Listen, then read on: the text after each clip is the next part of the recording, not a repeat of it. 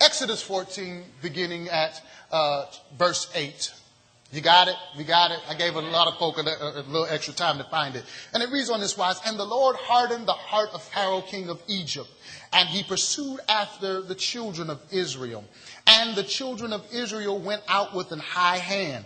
But the Egyptians pursued after them, all the horses and chariots of Pharaoh and his horsemen and his army, and overtook them encamping by the sea, beside Pi-hahiroth before Baal-zephon. And when Pharaoh drew nigh, the children of Israel lifted up their eyes, and behold, the Egyptians marched after them, and they were sore afraid. And the children of Israel cried out unto the Lord. And they said unto Moses, because there were no graves in Egypt, hast thou taken us away to die in the wilderness? Is not this the word that we did tell thee in Egypt, saying, let us alone, that we may serve the Egyptians? For it had been better for us to serve the Egyptians than that we should die in the wilderness. And Moses said unto the people, fear ye not. Stand still and see the salvation of the Lord, which he will show you today. For the Egyptians whom you have seen today, ye shall see them again no more forever. The Lord shall fight for you, and you shall hold your peace. Looking at verse 21, and it says, and Moses stretched out his hand over the sea, and the Lord caused the sea to go back by a strong east wind all that night, and made the sea dry land, and the waters were divided. And the children of Israel went into the midst of the sea upon the dry ground, and the waters were a wall unto them. Somebody say wall.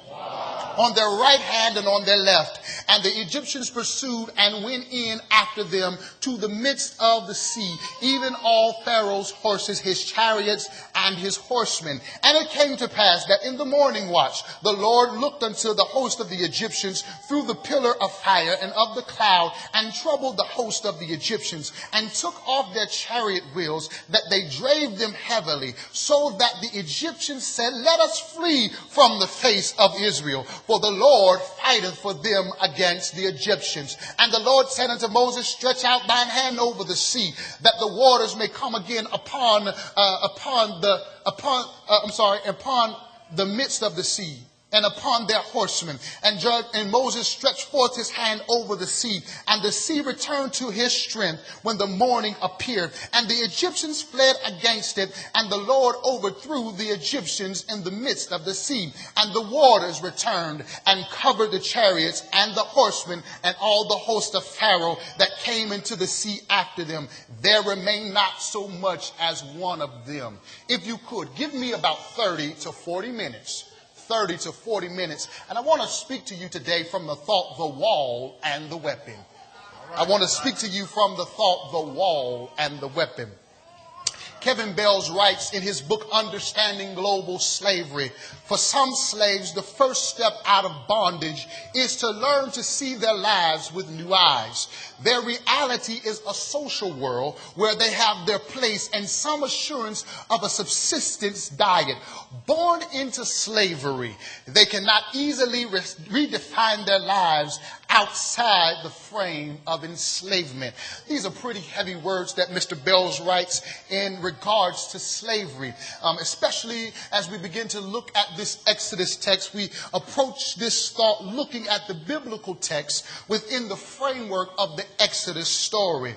Slavery, as we all know, is a problem, and it causes problems for those who have been oppressed and or enslaved, because after years of being oppressed, after years of being in the servitude of an oppressor, there has become a problem of a dependency to and on the oppressor. It leaves those who have been enslaved at a crossroads. It leaves them at a crossroads because they are coming out of slavery and into freedom. Yes. Yeah, they are coming out of what they have always known into a world that they've never known.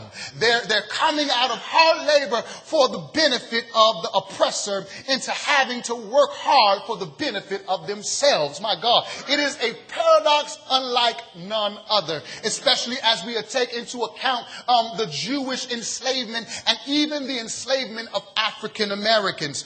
We approach this text as African Americans very, very carefully. culturally and unlike any other cultural group because we somewhere in there can identify with the Jewish experience.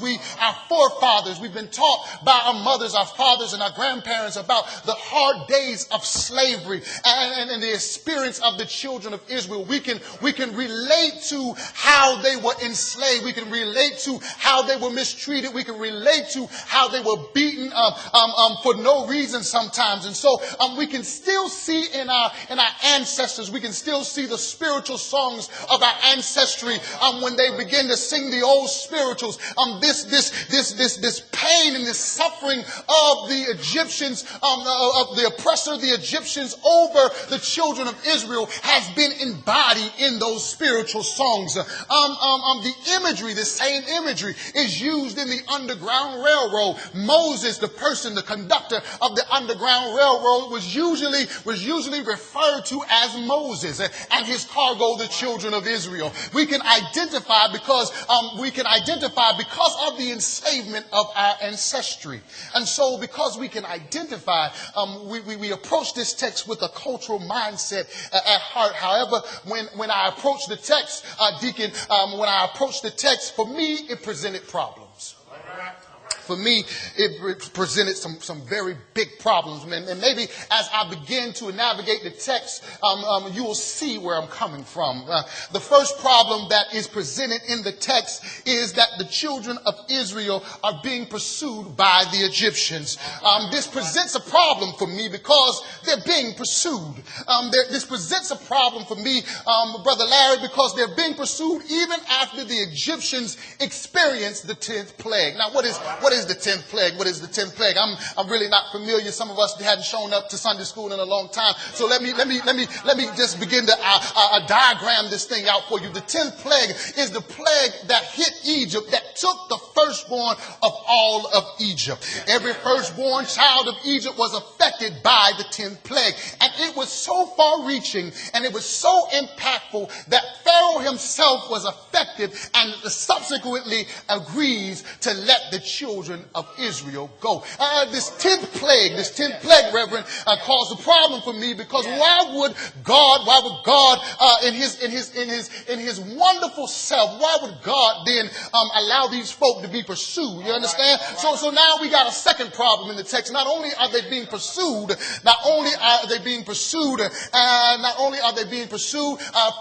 Pharaoh changes his mind. He has a change of heart. He in between letting the people go and the people getting out of Egypt, he's got a change of heart. He changes his mind. This brings me again to my second problem, choir. My second problem is God himself has hardened the heart of Pharaoh, making the Egyptians pursue after the children of God. I got a problem with this, guys. I got a problem with this church.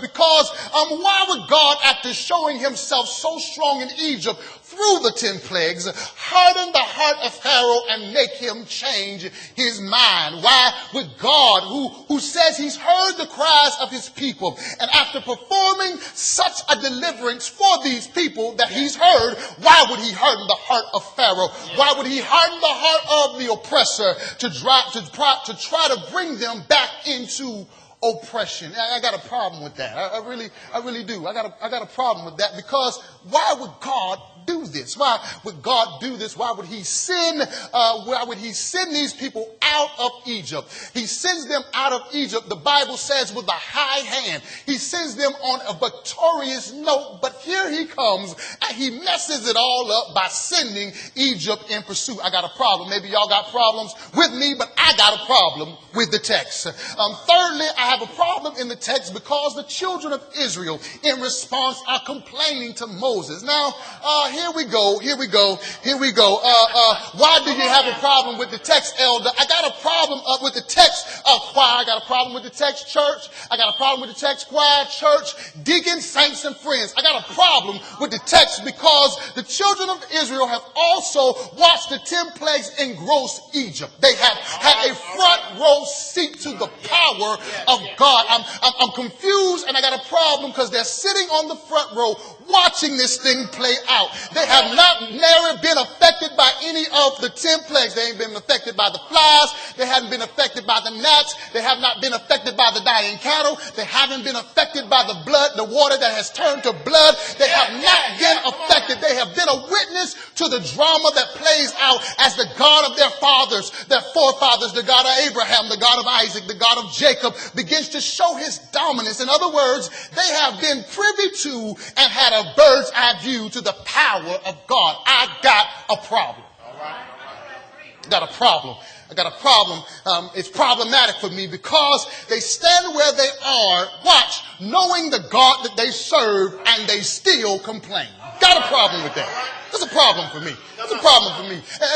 That's like my kids complaining. That's like my kids complaining, yet I go to work every day. I pay my mortgage. I pay my light bill. I pay my water bill. I pay my gas bill. They got cable. They got internet. They got Wi-Fi, but yet they want to complain. Got a problem with that. Y'all understand where I'm coming from. I got a problem. I got a problem. Not only are they being pursued, though, let's move on. Not only are they being pursued, not only is it a God-ordained pursuit, not only are the children of Israel responding with complaining, but now Moses and the children of Israel are literally stuck with the sea in front of them and an Egyptian army pursuing them. There is a problem for me. There is a problem for me because you got all of this stuff going on in the text. It's a problem for me because when God calls Moses, he does not tell Moses that he would be standing in the midst of a Red Sea with a complaining people and a mad Egyptian. And he did not say that. He only said, I'm going to deliver. All right. That's a problem for me. I don't know about y'all. When God called me to preach, he only told me to preach. He did not tell me that there would be people who would lie on me. He did not tell me that there would be people who would misuse me. He did not tell me that there would be people who did not mean my best interest at heart. He only called me to preach. I got a problem with the text. So here they are. They are stuck smack dab in the middle of needing a miracle. They are stuck smack dab. Egypt behind them, Red Sea before them, complaining people in the midst of him. They are stuck smack dab in the middle of needing a miracle. Yes. There are times in the life of a believer when we have been delivered ourselves. Yes. But we are in the in-between portion of our lives where we are coming out of a place of bondage and have not yet gotten to our final destination. It is an uncomfortable place because we are not who we used to be, but when we come to the uncomfortable times and the uncomfortable place, who we used to be becomes a viable option. Let me give you an example. When I was in the world, I was an arduous cusser. I was fluent in the cuss. I was fluent. I could get you cussed out backwards and forwards.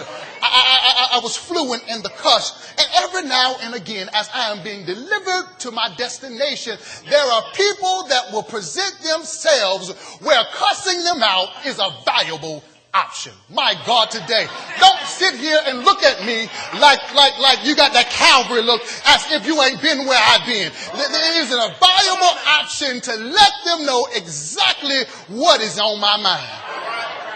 There is not a filter. There is nothing. I just want to let them have it for the sake of letting them have it. It becomes a viable option. Maybe you can't identify with that. Okay. I used to be, and I'm just telling all my business because I can't tell your business. Let me tell my business. I used to be a partaker in the wacky of tobacco. Y'all understand that? In other words, I used to smoke weed. Y'all understand that? I used to smoke reefer. I used to smoke marijuana, Mary Jane, however you want to put it.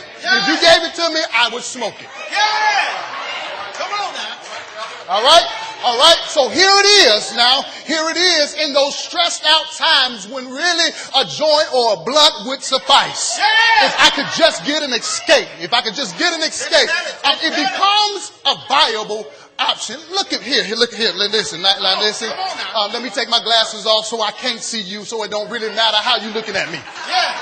Come on now. Don't sit here and look as if God ain't delivered you from something. All right. that when he delivered you from it, if I get involved in it, it becomes, now when I'm pushed to my edge, when I'm pushed to the ledge, it becomes a viable option. Don't look at me like that. Y'all, well, let me not say that. Don't look at me like that. Because y'all know that I know that you know that I'm telling the truth. Touch your neighbor and say, sometimes it's a viable option. Sometimes it's a viable option. These problems that we just identified in the text are actual problems that can be related to the life of